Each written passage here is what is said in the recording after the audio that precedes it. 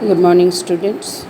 In the previous class, we have discussed about the tobacco abuse and the alcohol abuse. Their harmful effects also have been discussed. Now, last part we have started to discuss about the alcohol abuse and the harmful effects of alcohol to health. There are 6 points have been discussed. Now, next part we are going to discuss if a person is abused to alcohol, that means they are alcoholic, how can we bring them back in their normal life, which is called the rehabilitation measures for alcoholics. Rehabilitation measures, that means rehabilitation is the technique by which we can bring those persons to their normal life. There are 4 points have been discussed and it is generally coming for 4 marks question. First point, education and counseling. Education and proper counseling will help the alcoholics to overcome their problems and stress, to accept failures in their life. Education, how it will be helping? Education, we have to educate them. If they are addicted to alcohol, what are the health problems they may get? So if we tell all these harmful effects, they may avoid to take alcohol, and counseling also to be done so that we can bring them in their normal life, which is called education and counseling. Second method, it is called physical activity. Individuals undergoing rehabilitation should be channelized into healthy activities. We have to engage them in different physical activities so that they may forget or they may avoid to consume alcohol. What are the physical activities to be done? The reading habit to be given, music, sports, yoga and meditation. By engaging them in all these activities, we can make them to forget to have the alcohol or to consume alcohol. Third method, seeking help from parents and peer groups. When these persons will be suffering from this problem, the family members and the peer groups are nothing but the friends also, they should support to bring them back in their normal life. When a problematic situation occurs, when the person is undergoing health problems, mental problems, the affected individual should seek help. Seek means need help and guidance from the parents and peers. Peers are nothing but the close relatives and friends. This would help them to share their feelings of anxiety, wrongdoing, and get rid of the habit. What do you mean by get rid of? Free from that habit. They will be leaving this habit of consuming alcohol. The next point, fourth point, is medical assistance. Individuals should seek help from the psychologists and psychiatrists to get relieved from this condition and to lead a relaxed and peaceful life. Psychologists, mental treatment is needed. What is the reason? They have to find out. The person who is treating the mental condition of the person, alcoholic person, is called psychologists. Psychiatrists, they also will be giving some mental treatment along with some physical activities to get relief from this condition, to lead a relaxed and peaceful life. At last conclusion, alcohol de-addiction and rehabilitation programs are helpful to the individual so that they could get rid of this problem completely and can lead to a normal and healthy life. So there are 4 different ways we can bring these alcoholics to their normal life. First point, education, counseling. Second point, physical activity. Third one, medical assistance. Fourth one, seeking help from parents and peer groups. Now next part, we are going to discuss about the diseases and disorders due to lifestyle modifications. Nowadays, our lifestyle is under stress condition. We are leading a life in stress and strain condition, and the eating habit also has been changed. The food habit has also been changed. So we are suffering from so many types of health problems. This is the point we are going to discuss here.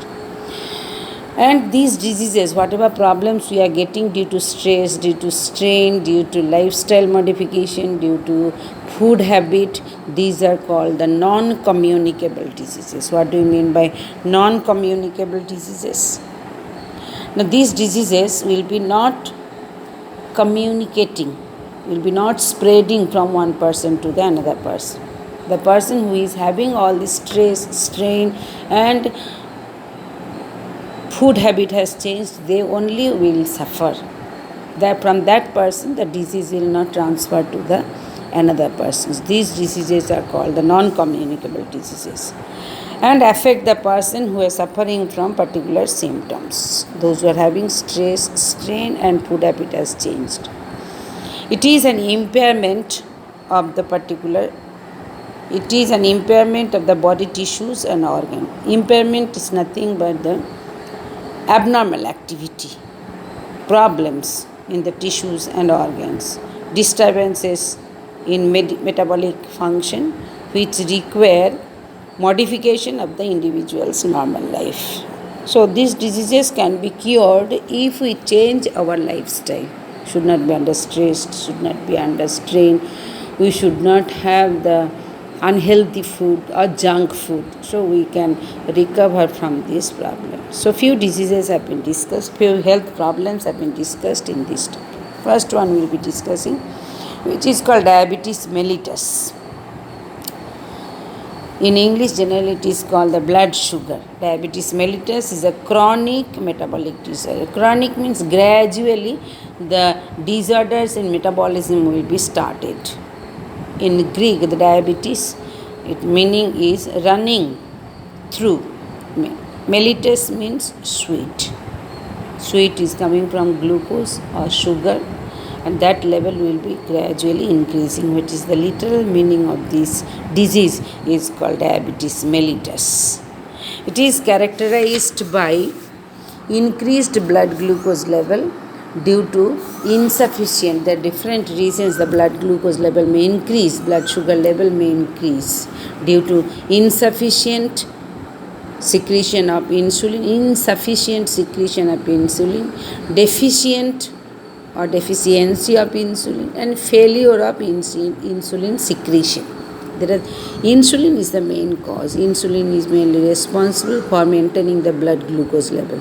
If the insulin secretion is insufficient, deficient and failed to secrete the insulin, person will be suffering from this problem, which is called the diabetes mellitus. This is the most common pancreatic endocrine disorder. We have to know what do we mean by pancreas. No, pancreas is an organ which is responsible for both functions, exocrine function and endocrine function. Exocrine, which secretes the enzymes, and endocrine, which secretes the hormones. Maybe you have studied in 9th standard digestive system. Pancreas is a part of digestive system which is responsible for secretion of enzymes and hormones. So this diabetes mellitus is caused due to pancreatic endocrine disorder. The incidence of type 1 and type 2 diabetes is increasing worldwide. So there are two types of diabetes mellitus, type 1 and type 2. Now we are going to discuss about the type 1. Type 1, it is also called insulin dependent diabetes mellitus. It is short form IDDM. I for insulin, D for dependent, another DM for diabetes mellitus. Second type or type 2, it is called non-insulin dependent diabetes. Non-insulin dependent, that means NIDDM. So IDDM and NIDDM, there are two types of diabetes mellitus. Now one by one we will be discussing type 1, or it is also called insulin dependent diabetes mellitus. It is accounting for 10 to 20% of the known diabetics. The condition also occurs in children, which is also called juvenile onset diabetes, and young adults. Children also may get, young adults also may get. The onset is usually sudden and can be life-threatening. This is caused due to the destruction of the beta cells of the pancreas. It is characterized. What are the characteristic features of this disease? Abnormally elevated means increased blood glucose level, which is called hyperglycemia, resulting from inadequate insulin secretion.